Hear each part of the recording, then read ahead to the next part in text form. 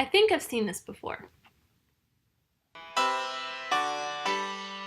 Hey, I'm Amy and welcome back. I'm finally checking Pretty Woman off the 1001 challenge list as part of the May throwback videos for my birthday. Before I get into this probably quick video, I wanted to do a even quicker recap. If you haven't seen Pretty Woman, it's basically this. Workaholic businessman Edward gets lost on Hollywood Boulevard and meets the hooker with a heart of gold, Vivian, who takes him to where he needs to go. After spending the night together, Edward proposes that Vivian stay the week with him to be his arm candy. As the week progresses, the guards over both of their hearts start to fall, resulting in a modern-day Cinderella story. This is a quintessential late 80s, early 90s movie. The clothing, just everything in general is so retro according to today's standards, even though the 90s are starting to come back. Everything is just so throwback in this, and I love it because I am a 90s kid. I lived through all of the 90s except for the first 4 months of it, so I know the 90s pretty well. I tend to love to dress in 90s fashion. The 90s are just kind of part of my heart and soul. So even though this is a 90s movie and there's probably quite a lot to pick at being problematic or just a little bit politically incorrect, I'm not really going to talk about that stuff because honestly, it didn't really bother me as much as it probably would bother some people.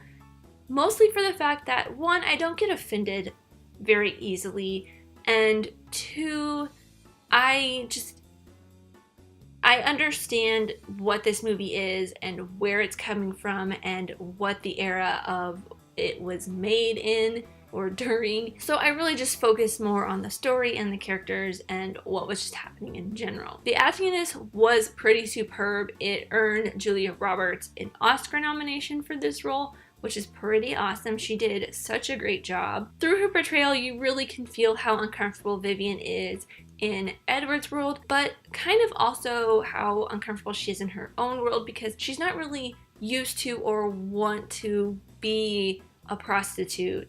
It's just something that she does for money and to survive. And to do that, she just hides herself under the wig and the makeup and the clothes. Richard Gere is also really great as well. He portrays workaholic businessman Edward so he just only knows business. He is not very sociable. He does not, like the opening scene, he's at a party. He can't even focus on the party that he's at because he's too focused on his work and the fact that his girlfriend is moving out of his apartment in New York City, so he leaves. And throughout this entire relationship with Vivian, he's really more focused on work, even though she does pull that out of him. And there's even one scene where he's talking to the manager of the hotel and doesn't even remember the manager's name. And you see throughout the movie that he ends up remembering the manager's name, and I think that's mostly in part to Vivian's nature and her just knowing or being able to talk and socialize with everybody. There are a couple funny scenes though that I wanted to point out,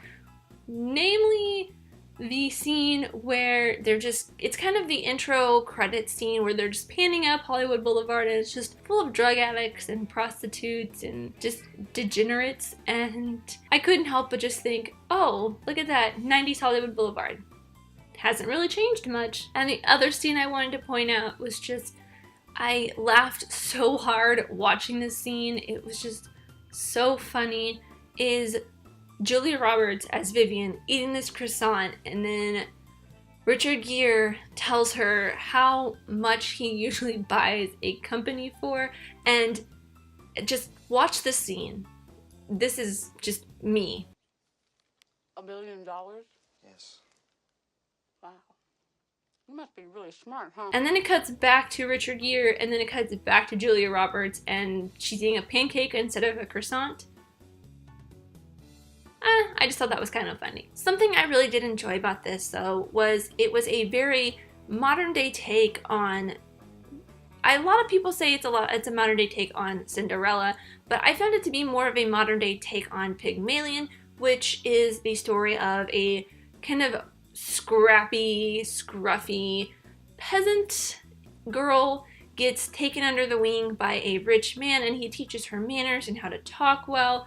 I don't know the full story of Pygmalion. What I do know about Pygmalion is mostly what I learned from the Confessions of a Drama Queen movie with Lindsay Lohan, and the something about a plane and rain in Spain falls mainly on the plane. I don't know. I've heard that quote before many times, so that's all I really know about Pygmalion. But I do know that the basics of the story is very similar to that of Pretty Woman, because Vivian gets taken under Edward's wing, and through the use of his money and the members of the hotel staff, she becomes more of a graceful lady from this scrappy prostitute. Not only does Pretty Woman take inspiration from popular stories before it, but it has inspired some popular pop culture references afterwards, including the director Gary Marshall's own work in the future, which I found throughout this plenty of times, Princess Diaries. Princess Diaries, I feel like, is basically a very watered down kids version of Pretty Woman. There are a couple scenes in which I felt like I was watching the Princess Diaries slightly. There were a couple characters or a couple actors that Gary Marshall used in Pretty Woman that he also used in Princess Diaries. The bellhop or elevator man, I'm not exactly sure what his title is in Pretty Woman, but in Princess Diaries he plays the neighbor of Mia Thermopolis, Mr. Robitussin. Robitussin? It just sounds like the medicine, I guess. And the bodyguard / driver for Mia is played by Hector Elizondo, who also plays the hotel manager in Pretty Woman. I was so happy to see him. I love him in Princess Diaries, and he's so great in this as well. And they also use the hairdresser / makeover artist from Princess Diaries. He is the he's the store manager of the store that Edward and Vivian go into to kind of get Vivian's makeover. So I thought that those two scenes meshed really well together. There's even a couple scenes within the movie that I thought were very similar. Like when the hotel manager is teaching Vivian what forks to use, it felt very similar to when Mia is learning from the Queen how she should behave at a dinner. And I was really hoping that the dinner scene with Edward, Vivian, and some of the prospective businesses that Edward was looking to buy, they were having this ice cream palate cleanser thing, and thought it was gonna go a little bit something like this.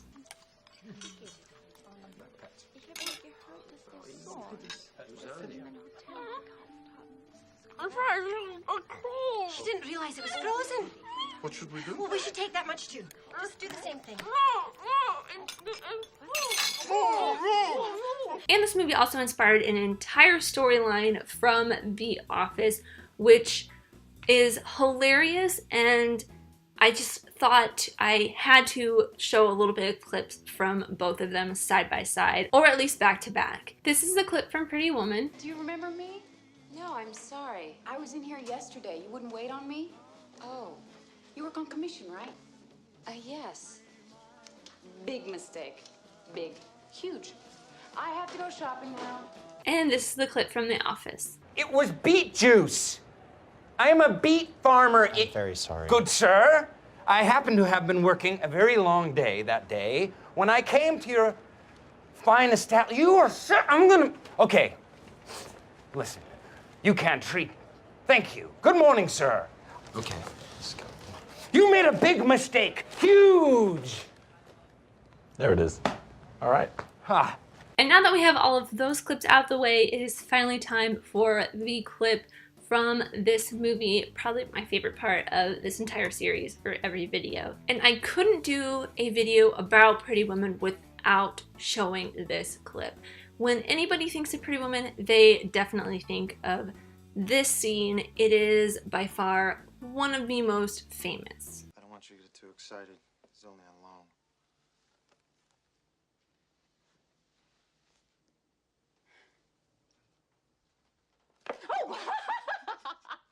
And that's all I have for Pretty Woman. As always, these are just my thoughts, but I would love to know yours in the comments down below.